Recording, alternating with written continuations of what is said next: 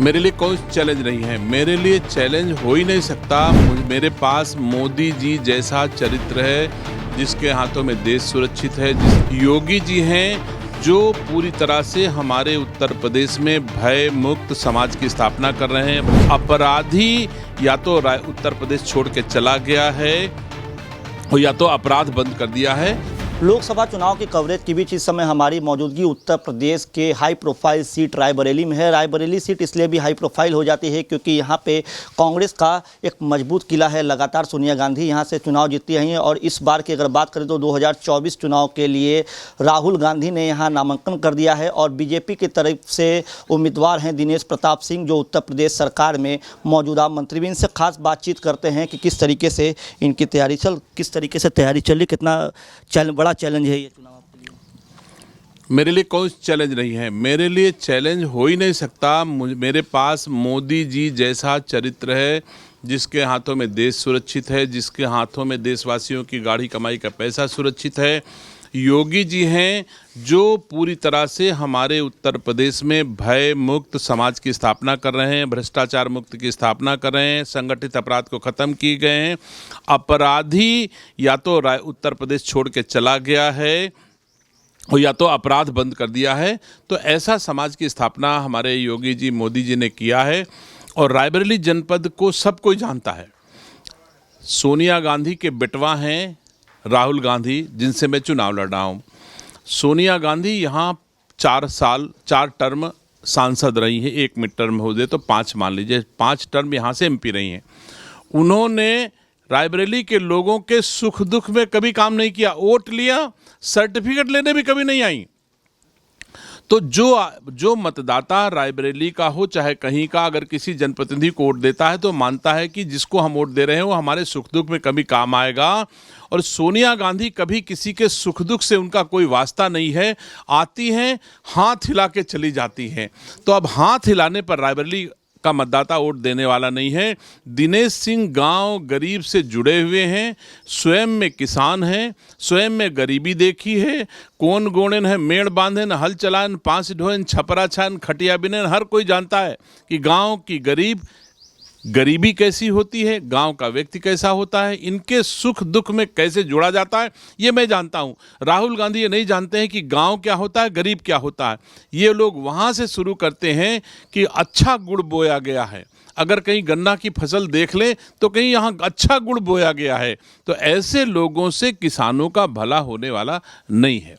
लेकिन कांग्रेस यहाँ पे एक अपना मजबूत किला मानती है, गढ़ मानती है कांग्रेस इसको, और कल नामांकन में भी शक्ति प्रदर्शन एक तरीके से कांग्रेस ने दिखाया है। तो क्या कहेंगे?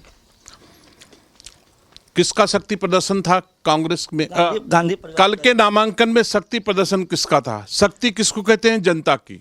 जनता की शक्ति किसके साथ थी आपने देखा? भारतीय जनता पार्टी के नामांकन में जितनी भीड़ थी उसका 5वां हिस्सा भी कांग्रेस के नामांकन में नहीं थी। तो शक्ति तो जनता जिसके साथ है। अगर गहलोत जी को राजस्थान से लाके यहाँ खड़ा कर दिया जाए तो शक्ति हो जाएगी। अगर रेवंता रेड्डी को तेलंगाना से लाके यहाँ खड़ा कर दिया जाए तो शक्ति हो जाएगी। जीजा जी को लाके खड़ा कर दिया जाएगा, वाड्रा साहब को, तो शक्ति हो जाएगी। जो 100 रुपए की जमीन हमारी ही खरीदते हैं और हमारे हाथों 5,000 की बेचते हैं, ऐसे वाड्रा जी के आने से क्या शक्तिमान हो जाएंगे? शक्तिमान तो तब होते जब रायबरेली की जनता उनके साथ खड़ी होती। रायबरेली की जनता भाजपा के साथ खड़ी और दिनेश सिंह के साथ खड़ी है। तो शक्ति तो दिनेश सिंह के साथ है, शक्ति तो मोदी जी के साथ है, शक्ति तो भारतीय जनता पार्टी के साथ है। कमल खिलेगा, राहुल गांधी हारेंगे पक्का। अमेठी छोड़ दिए, इस बार रायबरेली आए हैं, आपसे मुकाबला है और वायनाड से भी लड़ रहे राहुल गांधी। अमेठी छोड़े हैं और लेकिन बगल के जिले में आ गए। क्या माँ की विरासत को लेकर के हैं बढ़ाने के लिए? कोई विरासत नहीं है। यह राजनीतिक कंपटीशन का युग है। जो बढ़िया सेवा कर ले जाएगा, जो बढ़िया मेहनत करेगा, जनता उसके साथ देगी। अब जमाना तकनीक का है, हाईटेक का है। कौन काम कर रहा है और कौन मौज कर रहा है, जनता देख रही है। राहुल गांधी नामांकन किए, जहाज उठाया, चले गए दिल्ली, और दिनेश सिंह ने नामांकन किया और घूम रहे हैं गांव की गलियों में। तो जनता देख नहीं रही कि गांव की गली में कौन दिखेगा, कौन चुनाव के बाद गांव में आएगा और कौन चुनाव के बाद दिल्ली में रहेगा। तो दिल्ली में ऐश करने के लिए जनता वोट नहीं देती है, गांव की गलियों की सेवा करने के लिए जनता वोट देती है। और गांव की गलियों की सेवा करने के लिए दिनेश सिंह ही मिलेंगे।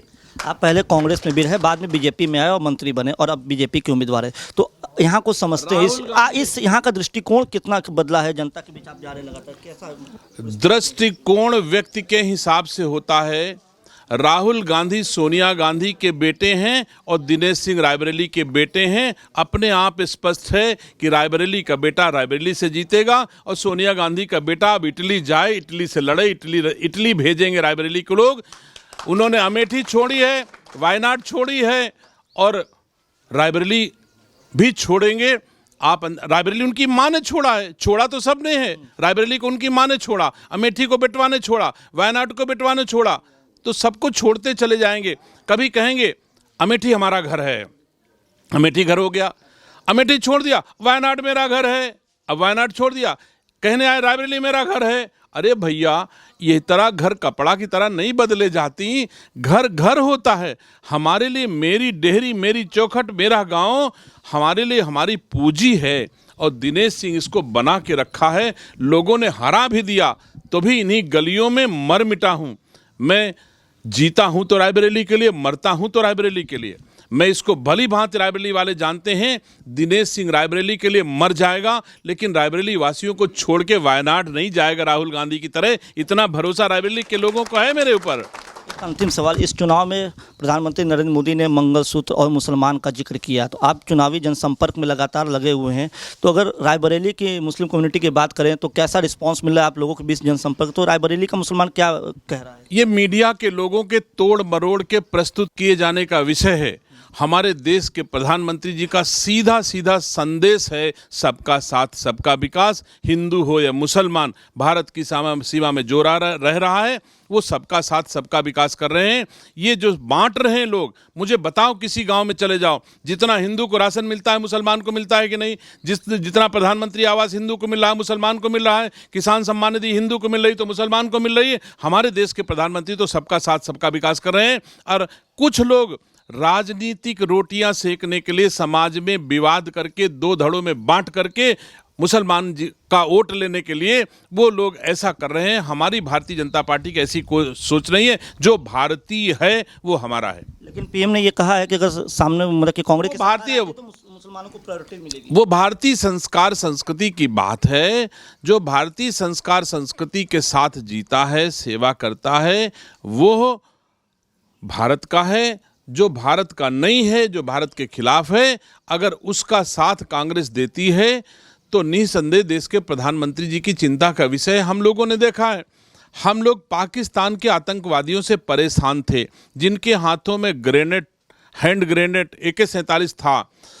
राहुल गांधी जी हमास के लोगों के साथ खड़े हो गए, जिनके पास राफेल, जिनके पास मिसाइलें हैं।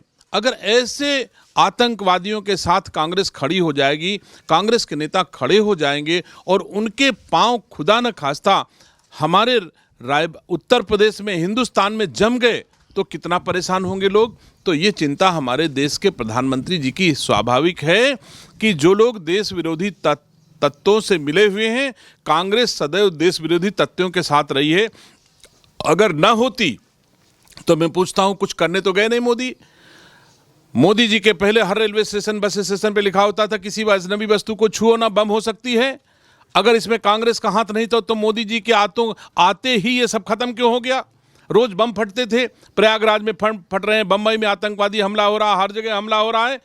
जब से मोदी जी आए कहीं हमला नहीं हो रहा है, अपने आप खत्म हो गया। और अगर इन आतंकवादी गतिविधियां मोदी जी के आने के बाद स्वयं खत्म हो जाती हैं तो ये माना जाएगा कि इसमें भी कांग्रेस का हाथ रहा ही होगा।